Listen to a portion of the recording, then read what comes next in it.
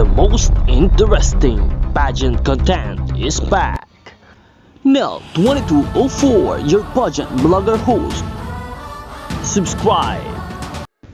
Magandang araw Pilipinas. Ayon sa isang pageant portal ay tuloy na ang pagsali at kumpirmado na magjo-join si Miss International 2018 first runner-up Atisa Manalo para sa Miss Universe Philippines 2024.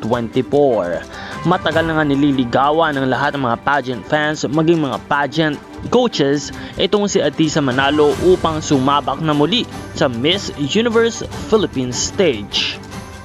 At kung tuloy na nga ang pagsali nitong si Atisa Manalo ay talaga namang magiging maganda ang labanan sa Miss Universe Philippines, lalo't marami pa rin mga aspiring candidates na malalakas ang nagnanais na makuha ang korona ng Miss Universe Philippines 2024 at makasali sa Miss Universe 2024 upang makuhang muli ang korona para sa Pilipinas.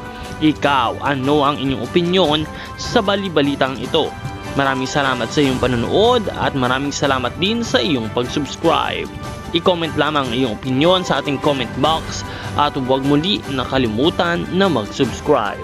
This is Nel 2204, your pageant blogger host, and see you again to other videos for more updates.